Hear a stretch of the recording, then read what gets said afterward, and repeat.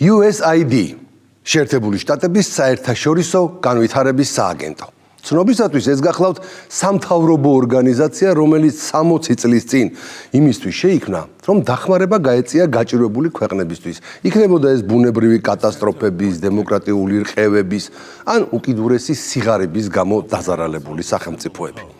USAID არის უზარმაზარი 44 მილიარდიანი ბიუჯეტის მქონე ორგანიზაცია. მას უფრო მეტი ფული აქვს გამოყოფილი სახელმწიფოსგან, ვიდრე ცენტრალურ სადაზვერვო სამსახურს და ფედერალურ საგამოძიებო ბიუროს ერთად. მხოლოდ გასული წლის 30 სექტემბრისთვის USAID-ს ჰქონდა 30 მილიარდი დოლარის საგრანტო ვალდებულებები და მიუხედავად იმისა, რომ ის სახელმწიფო ორგანიზაციად ითვლებოდა, ისეთი თავისუფლების და ხელშეუხებლობის ხარისხით სარგებლობდა, რომ ვერც ერთი დამოუკიდებელი ორგანიზაცია მასთან ახლოსაც ვერ მივიდოდა. ათეული წელი შეერთებულ შტატებში ვერავინ ბედავდა ჩარეულიყო სააგენტოს საქმიანობაში. რა თქმა უნდა, სახელმწიფო დეპარტამენტის მიერ გამოქვეყნებულ პრიორიტეტებს ის ითვალისწინებდა, მაგრამ რომელი პროექტი რომელ ქვეყანაში რამდენით დაეფინანსებინა, ამას USAID თავად წყვეტდა. სახელმწიფოში, ანუ Deep State-ის კლასიკური მაგალითი, უზარმაზარი ფინანსური რესურსით და შეუზღუდავი ძალაუფლებით. მას შემდეგ, რაც ტრამპის ადმინისტრაციამ ამ საერთაშორისო განვითარების სააგენტოს სკანდალი გახეთქა და მის მიერ მსოფლიოს მასშტაბით დაფინანსებული უამრავი შიზოფრენიული პროექტი გამოამზეურა, არავის გაკვირვებია, რომ მათ შორის ერთ-ერთი პრიორიტეტული ადგილი LGBT თემატიკას ეჭირა. ამ სიგიჟეების სრული სია რომ გაგაცნოთ ლიბერალიზმის ანატომიის ერთი კვირის გადაცემები არ გვეყოფა. ამიტომ მათ შორის ყველაზე ხმაურიან პროექტებზე შევაჩერებ თქვენს ყურადღებას. შეგახსენებთ, რომ საუბარია მხოლოდ შარშანდელ დონაციებზე, უფრო ღრმად წარსულში ტრამპი და მასკი ჯერ არ შესულან. მაშასე, გვატემალა. ამ სამხრეთ ამერიკულ ქვეყანაში USAID-მა ტრანს საზოგადოების ჩამოყალიბების საქმეში საკუთარი წვლილის შეტანა გადაწყვიტა. ამერიკული ოლიგარქიული ოჯახების და მათი ტრანსნაციონალური კორპორაციების მიერ დაფინანსებულ ტრანს ოპერაციებს საკუთარი 2 მილიონი დოლარიც შეაშველა. ფული გვატემალურ NGO აგენტ ორგანიზაციას ასოციაცია ლამბდას გადაერიცხა, რომელიც ერთ-ერთი ჩვენი თბილისი პრაიდია. ესეც ცდილობს არჩევნებზე ზეწოლა მოახდინოს, დააორგანიზოს გეი პრაიდები და დაიცვას LGBT პროპაგანდა.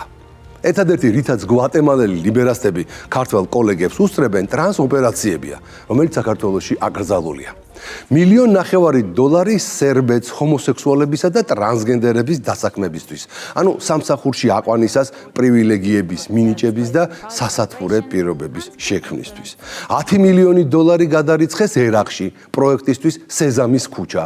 ესაა ბავშვებისთვის, აღზრდებლებისა და მასწავლებლებისათვის განკუთვნილი პროგრამები, რომლითაც ერაყის განათლების სისტემაში შეჰქონდათ თანასწორობის, ინკლუზიურობის და ტოლერანტობის LGBT იდეოლოგია. განსაკუთრებულ ყურადღებას USAID უთმობდა LGBT მუსიკას. გაყვნილების პროპაგანდის ეს ფორმა, როგორც ჩანს, სხვაზე ეფექტურად მიაჩნდათ. 70,000 დოლარი ირლანდიაში LGBT მუსიკის წარმოებისათვის და 50,000 ტრანსგენდერული ოპერის შესაქმნელად კოლუმბიაში. ეს ისე ყველაზე მეტი ყურადღება რომ მიიპყრო, თორემ ასეულობით მუსიკალური პროექტია დაფინანსებული, რომელიც უბრალოდ არ გასკანდალებულა. LGBT თემის დაფინანსება დასავლეთში კომპლექსური და მრავალარხიანია. მთავრობები, კომპანიები, არასამთავრობო ორგანიზაციები და საერთაშორისო ინსტიტუტები მსოფლიოში გარყვნილების ტირაჟირებას აქტიურად უჭერენ მხარს. ლესბოსელების, გეების, ბისექსუალების, ტრანსგენდერების, ქვიარებისა და ინტერსექს საზოგადოების დაფინანსება დასავლეთში მრავალმხრივი, სტრუქტურირებული და კარგად ორგანიზებულია. LGBT ლობისტების მხრიდან სექსუალური უმცირესობებისთვის გაწეული დახმარება მოიცავს არამხოლოდ უფლებების დაცვას, არამედ ეკონომიკურ, სოციალურ და ჯანდაცვის ინიციატივებს. სახელმწიფოები, კორპორაციები, არასამთავრობო ორგანიზაციები და საერთაშორისო ფონდები აქტიურად მუშაობენ LGBT პირების კეთილდღეობისა და თანასწორობის გასაძლიერებლად, თანაც ამას ჯანსაღი საზოგადოების დაკნინებისა და შეურაცხყოფის ხარჯზე ახორციელებენ. დიახ, ყველა რესურსი, როგორიცაა სახელმწიფო მხარდაჭერა, კერძო სექტორის სპონსორობა, არასამთავრობო ორგანიზაციების გრანტები და საერთაშორისო ფონდების ჩართულობა დღეს სექსუალური უმცირესობების დომინაციის მისაღწევად გამოიყენება. ერთ-ერთი ასეთი LGBT ლობისტი ამერიკის შეერთებული შტატების საერთაშორისო განვითარების სააგენტო USAID გახლავთ, რომელიც სექსუალური უმცირესობების უფლებებსა და ინკლუზიურობას მსოფლიოს მასშტაბით უჭერს მხარს. სააგენტო აფინანსებს სხვადასხვა პროგრამას, რომლებიც მიზნად ისახავს LGBT თემის გაძლიერებას, მათი უფლებების დაცვასა და დისკრიმინაციის შემცირებას. USAID მხარს უჭერს ინიციატივებს, რომლებიც მიზნად ისახავს გარყვნილების გამავრცელებლების სამართლებრივ აღიარებასა და მათი უფლებების დაცვას ისეთ ქვეყნებში, როგორიცაა ბანგლადეში, კოსოვო და გვატემალა. მაგალითად, ბანგლადეში სააგენტომ მოსახლეობის აღწერის პროცესში ხელი შეუწყო მესამე სქესის აღიარებას. გარდა ამისა, სააგენტო აფინანსებს პროგრამებს, რომლებიც უზრუნველყოფენ გენდერული იდენტობის შესაბამის სამედიცინო მომსახურებას, მათ შორის გენდერული დადასტურების ჯანმრთელობის სერვისებს სამხრეთ აფრიკაში. საგულისხმოა ისიც, რომ USAID-ის დაფინანსებით ხორციელდება პროექტები, რომლებიც მიზნად ისახავს ტრანსგენდერი პირების მიმართ დისკრიმინაციის შემცირებას კოსოვოში და LGBT თემის უსაფრთხოების გაუმჯობესებას ახლო აღმოსავლეთსა და ჩრდილოეთ აფრიკაში. USAID-ის ხედვა არის მსოფლიო, სადაც LGBT პირების უფლებები დაცულია. ისინი ცხოვრობენ ღირსეულად, თავისუფლად დისკრიმინაციის, დევნისა და ძალადობისგან. მონაწილეობენ დემოკრატიულ გადაწყვეტილებებში და აქვთ თანაბარი წვდომა რესურსებზე. ამერიკის შეერთებულ შტატებში LGBT ლობისტის ჯო ბაიდენის პრეზიდენტობისას ზუსტად 1 წლის წინ ეს სიტყვები USAID-ის ადმინისტრატორმა სამანტა ჯეინ პაუერმა დაადასტურა. USAID წარმოადგენს 15 სააგენტოდან ერთ-ერთს, რომლებიც ფაქტობრივად იზიარებენ პრეზიდენტ ბაიდენის მითითებებს LGBT ადამიანების უფლებების ხელშეწყობის, დაცვისა და პატივისცემის შესახებ. ყოველდღე ძალიან ბედნიერად ვგრძნობ თავს, რა პრობლემაზეც არ უნდა ვიმუშაო, რადგან ჩვენ გვაქვს სხვადასხვა ინსტრუმენტები, გვაქვს პროგრამები საზოგადოებრივი ჯანდაცვის სფეროში. გარკვეულ საკითხებში LGBT პირები აწყდებოდნენ სხვადასხვა წინააღმდეგობებს, მათ შორის დისკრიმინაციას, სტიგმატიზაციასა და ძალადობას. ამიტომ ჩვენ წინ წავედით და თანამშრომლების რიცხვი გავზარდეთ. მას შემდეგ, რაც ამერიკაში პოლიტიკური დღის წესრიგი შეიცვალა, LGBT თემის წარმომადგენლებსა და მათ ლობისტებში სერიოზული დაბნეულობა სუფევს, რადგან პირველი, რაც დონალდ ტრამპმა მოსვლის დღიდან გააკეთა, იყო ის, რომ ყველაფერს თავისი სახელი დაარქვა.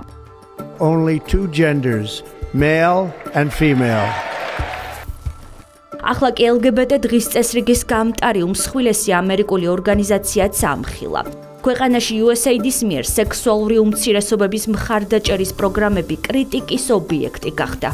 USAID-ში სახსრების ფლანგვასა და ბოროტად გამოყენებას ღრმა ფესვები აქვს.